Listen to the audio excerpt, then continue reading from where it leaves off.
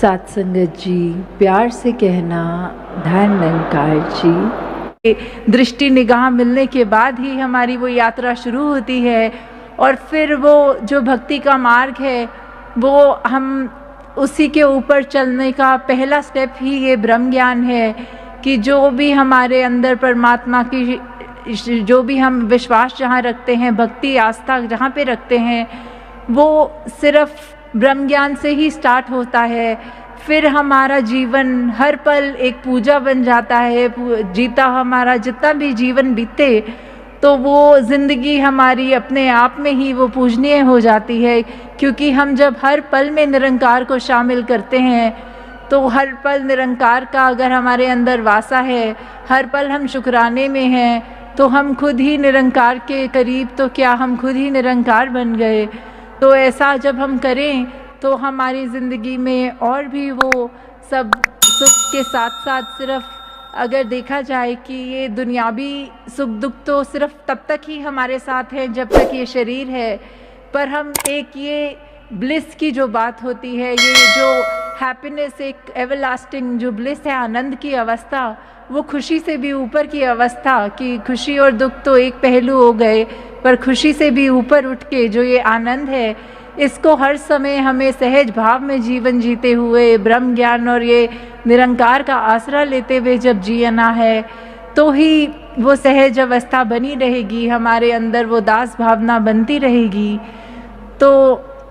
हर पल जहाँ हम अपने जीवन को उस रूप में तो जिए ही जिए, पर साथ में ये भी याद रखें कि हम कोई चीज़ को भी अगर हम कर रहे हैं नियमित रूप से, चाहे वो सिमरन की बात हो,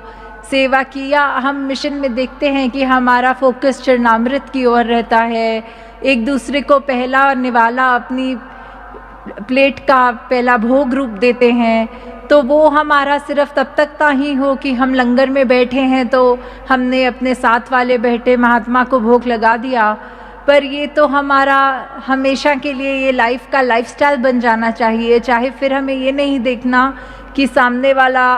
एक निरंकारी मिशन के अंदर है कि नहीं या कहीं और आस्था रखते हैं, पर वही बात कि हमें सिर्फ अपने नज़रिए पे फोकस करना है, हमें सिर्फ खुद से ये क्लैरिटी रखते हुए कि परमात्मा हर एक में है, तो फिर ऐसे कार्य जब करने हैं तो फिर वो एक रिचुअल नहीं बनते, फिर वो एक सिर्फ ऐसे नहीं बनते कि एक हम ऑटो पायलट में ही करी जा रहे हैं कोई कार्य को, उसके पीछे का भाव भूल गए, या सिर्फ कि एक ये रूटीन बन गई, एक आदत बन गई, तो बस वो चलते चलते हर दिन ऐसा होता है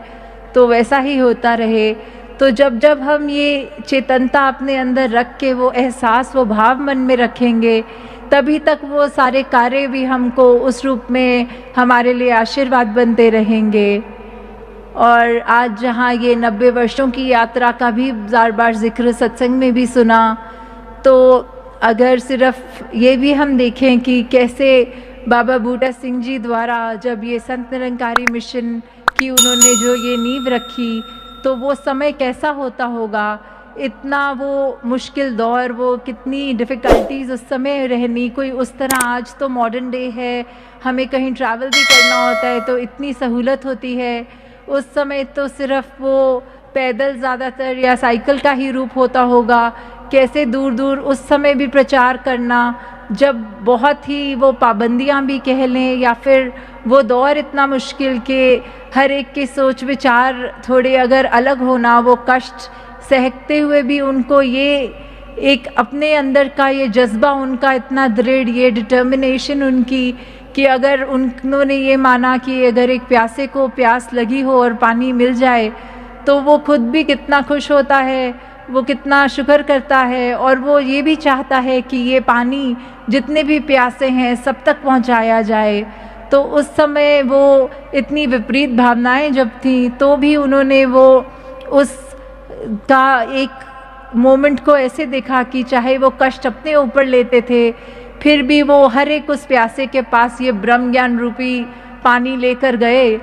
कि वो उस तरह भी हर एक के लिए जीवन सिर्फ उन्होंने यही लगाया कि जहाँ मेरा जीवन संवरा है, जितने भी और संवरा सकें तो सभी तक वो ब्रह्म ज्ञान लेके जाया जा सके। वहीं हम अगर बाबा अवतार सिंह जी की भी बात करते हैं तो फिर ये बीड़ा जब उन्होंने उठाया तो जहाँ हमारे पास ये अवतार बानी रूपी तो दात उन्होंने बख्शी, जो हम इतने सरल भाषा में भी हम आज की डेट में भी अगर हम वो पढ़ते हैं सिंपल लगती है कि ये इतनी बेसिक बातें हैं जो हमें अपने जीवन में, चाहे वो ह्यूमन वैल्यूज़ की बात हो,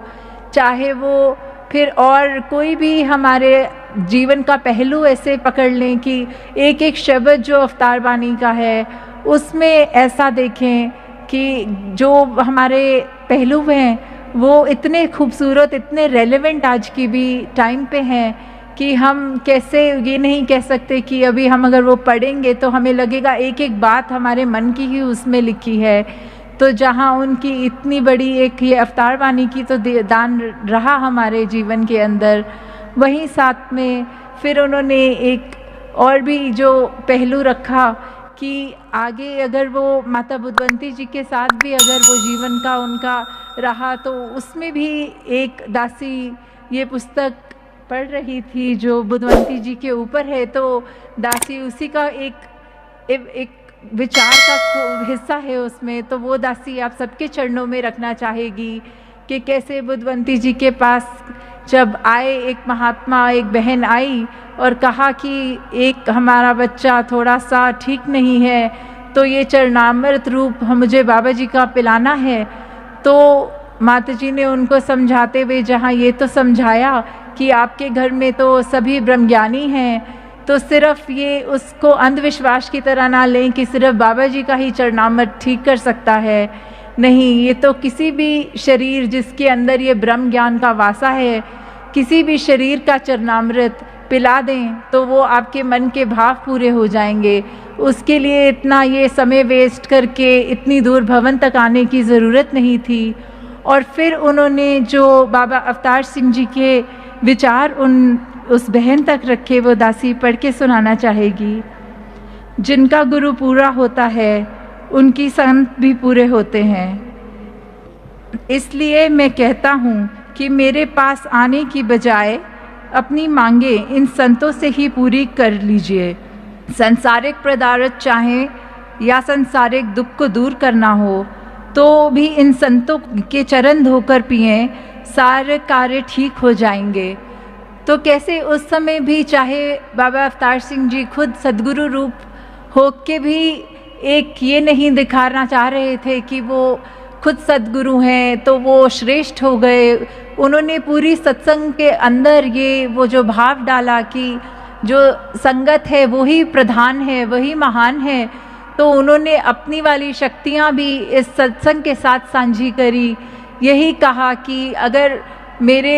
शरीर का वो महत्व उतना नहीं है जितना इस सत्संग के एक एक जो भी आते हैं जन उनका है, तो कैसे ये सिर्फ चरणामृत भी बात लें तो सिर्फ श्रद्धा की ही बात है। तो उस ब्रह्म ज्ञानी महात्मा का जब पिला लिया जाए तो भी कार्य उतना ही होना है जितना सद्गुरु के शरीर के चरणों का बना चरणामृत हो। तो जहाँ इतनी बड़ी शिक्षा हमें वहाँ इस घटना से भी मिल रही है। आगे दासी अब समय की पाबंदी के कारण और शब्द नहीं यूज़ करना चाहती, बाकी आने वाले दिनों में भी दासी को बहुत मौका मिलेगा, समय मिलेगा आपके चरणों में अपने मन के भाव रखने के लिए। जो अभी इस टाइम लाइव इंटरनेट पे भी देख रहे हैं या किसी कारण वो नहीं भी देख पाए और उनका मन भी था आने का पर नहीं भी आ पाए, तो दातार सभी पे कृपा करे कि यहाँ से हम जो आए हैं वो तो अपनी झोलियाँ एक एक गुण एक ऐसे जो यहाँ एक एक भक्त के मुँह से आज निकले वो हमारे जीवन में ज़रूर आए। और उनको भी जो ये नहीं कर पाए दातार उन पे भी कृपा करे कि ये सारी जो उनका भी जो रिश्ता है, ये ज़िंदगी है उनकी भी, वो भी निरंकार के एहसास में रह के और अच्छी स्ट्रॉन्ग और ये रिश्ता स्ट्रॉन्ग आगे से आगे मुकम्मल होता जाए। साथ संगत जी, ध्यान निरंकार जी।